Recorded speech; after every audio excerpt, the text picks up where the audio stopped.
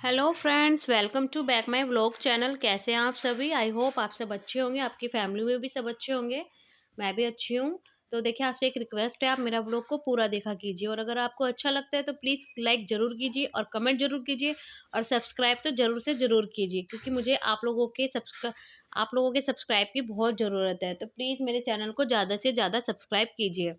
तो देखिए, मैं इसमें आपके साथ अपना डेली रूटीन शेयर करती हूँ।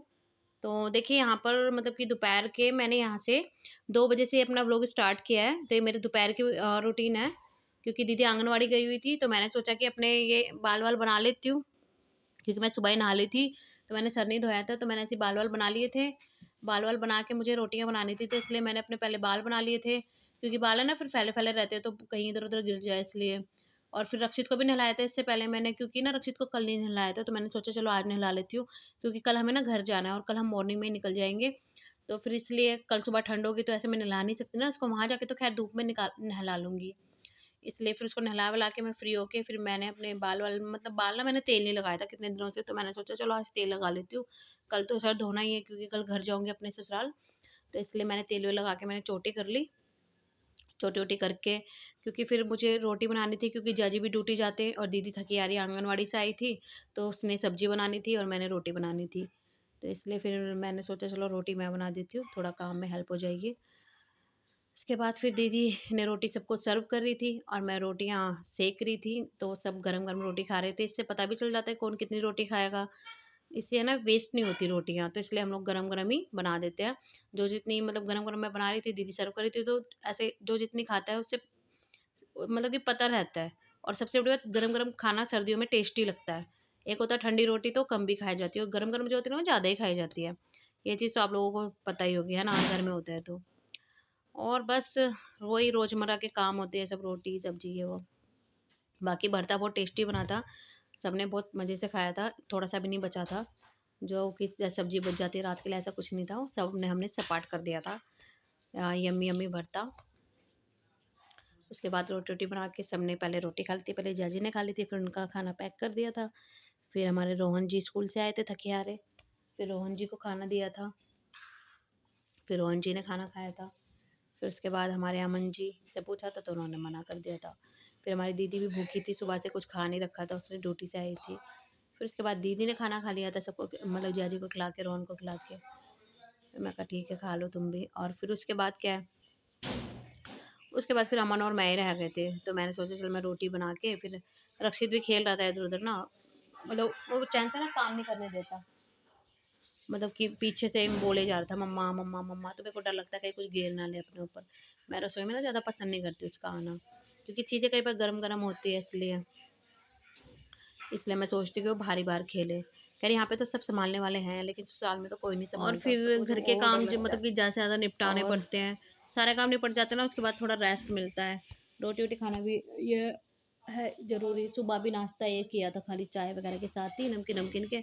और भूख भी पता है बहुत तेज़ लग रही थी और सबसे बड़ा है ना, सब्ज़ी टेस्टी बने होते हैं, तो ऐसा लगता है बस जल्दी से खाना खा लो।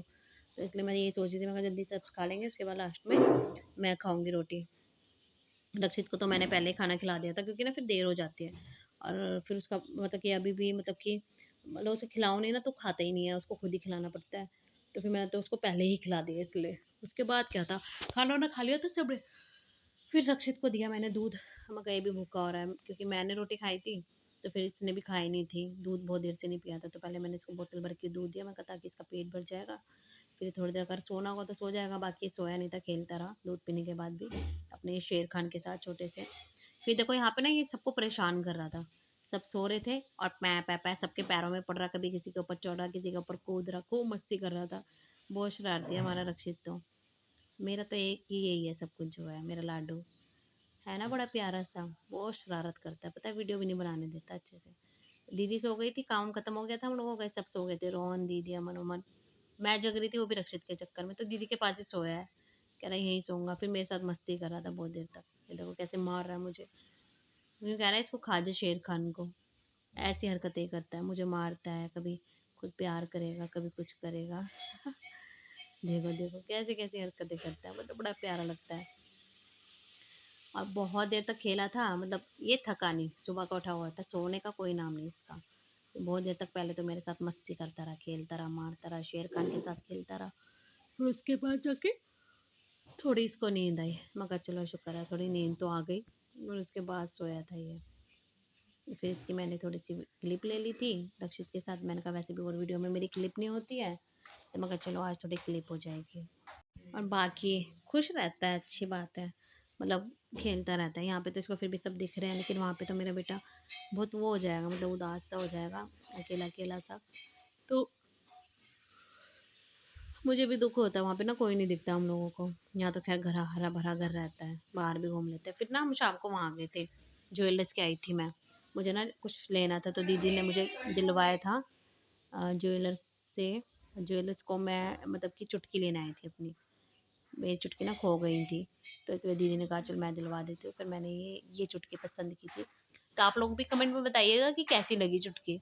मुझे तो बहुत प्यारी लगी थी। अब मेरे